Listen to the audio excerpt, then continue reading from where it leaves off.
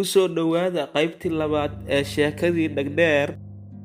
Xilligaas kadib abaar xun baa dhacday dalkii oo dhan roob kuma di'in sanooyin badan.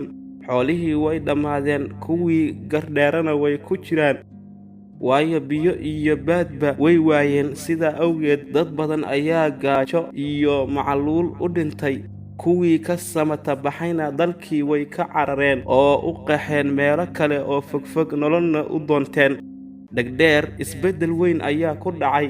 Waxay weyday waxay cunto maalintii oo dhan. Waxay iska wareegi jirtay kaymaha cidlada ah dhexdooda. Fiidkiina reerka ayay ku soo noqon jirtay. Ninkeeda waa garan waayey waxa ku dhacay naagtiisa, wuxuuna la yaabay caadada cusub ee ay la soo baxday. Galabtii dambe ayaa markii ay soo noqotay gurigii buu weydiiyey, maxaa kugu dhacay? Reerka nooma dhaqdid beriyahan dambe. Maxaad duurka u wareegaysaa kaligaa oo aad ka samaynaysaa? Kama ay jawaabin weydiintiisii, waxayna ogaatay in uu ka shaki qabay tabaha cusub ay la soo baxday. Habeenkaas goor saqdi dhex ah bay Dhagdheer soo qaadatay mindi dheer oo af badan. Markaasay ninkeedii gardheera ah oo hurda dhagta dhiigga u dartay.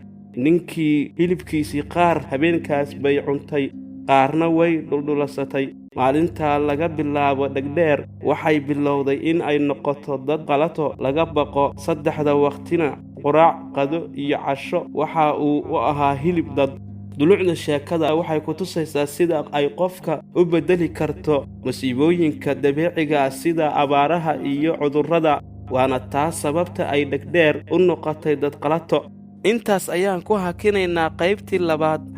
waad ku mahadsantahay daawashadaada. Haddaba haddii aad ku cusub tahay channelka Ogaalsan, subscribe dheh si ay kuu soo gaaraan muuqaaladeena cusub.